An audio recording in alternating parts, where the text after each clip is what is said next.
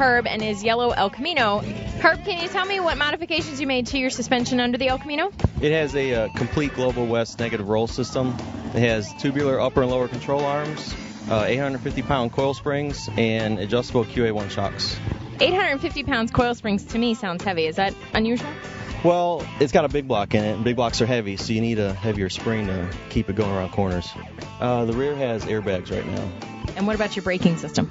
It has a complete Bear GT Plus system on it, and it's basically the same thing as a C6 Corvette.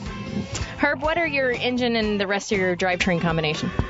A 460 cubic inch big block Chevy, and it's been dynoed at 505 horsepower, 555 pounds of torque. It has a Tremec TKO 600 and a Curry 9-inch rear end with 370 gears.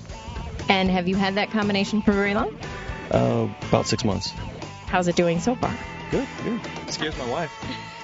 How is it doing in the Pigeon Forge traffic we've all been arguing with? With the AC on, it runs 185 degrees. Well, you've done some pretty good work. Well, we did a lot of body work on it. We changed the front bumpers. We shaved the bumper bolts off of it. We took the drip rails off, took all the trim and emblems off. We just got the front emblem and the back emblem. It's got Ford Probe yellow paint on it with gold pearl. It's got a lot of clear. We got intro Pentia wheels on it and Nito tires. And I try to make it sit in such a way that it doesn't look like a truck. Which is a little interesting with an El Camino. That's kind of the model of those things. You see a lot of them, and they look like 4x4s, so I had to get it on the ground a little bit. And you accomplished that by even though the 850 springs and the airbags in the back, how did you... Well, the front springs were custom made. Okay. So I was able to set the ride height the way I wanted them, and then we got the rate and everything, so okay. It took a lot of work. It's not just buy a set of springs and stick them in there.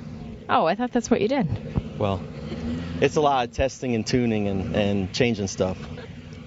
We all know it's not just buying a spring and putting it in, right, guys?